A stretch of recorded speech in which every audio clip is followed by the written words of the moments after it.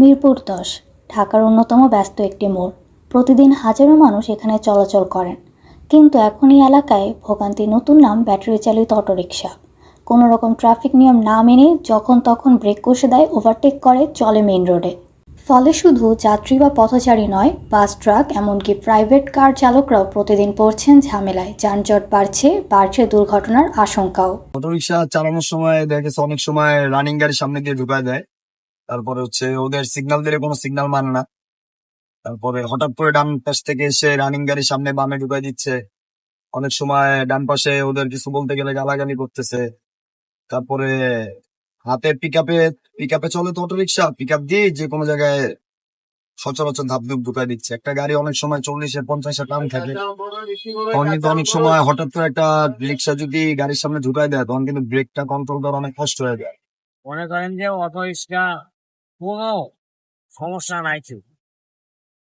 এখন মনে করে এই পায়ের রিক্সা আর চালান যাবা না, ভয় খাই গেছে না আমাদের। যাই হোক, অটো রিক্সা থাকিবি। অটো রিক্সা যারা ব্যাহম করে চালায় তাদের সমস্যা হয়, আমাদের কোনো সমস্যা। অটোরিকশায় আমি নিজেই যাত্রী হয়ে উঠেছি। মাত্র কয়েক মিনিট চলার মধ্যেই চালক হুটহাট করে ব্রেক কষেছেন, ট্রাফিক সিগন্যাল মানছেন না, এমনকি ওভারটেক করতেও দ্বিধা করছেন না। এই ধরনের গাড়ি চালানো শুধু চালক আর যাত্রীর জন্য না, আশেপাশের পথচারী ও অন্য গাড়ির জন্য বিপজ্জনক। নিয়মের তোয়াক্কা না করে গাড়ি চালানো যেন এখন সাধারণ ঘটনা হয়ে উঠেছে মিরপুর ১০-এর রাস্তায়। এখন ব্যাটারি চালিত অটোরিকশা চালাচ্ছে অনেক অপ্রাপ্তবয়স্ক কিশোরও। মেইন রোডে দেখা যায় ১৫ থেকে ১৬ বছর বয়সী ছেলেরা গাড়ি নিয়ে বের হচ্ছে। যাত্রীরা অবলীলায় উঠেও পড়ছেন, অথচ তাদের নেই কোনো লাইসেন্স, নেই ট্রাফিক নিয়ম সম্পর্কে সচেতনতা।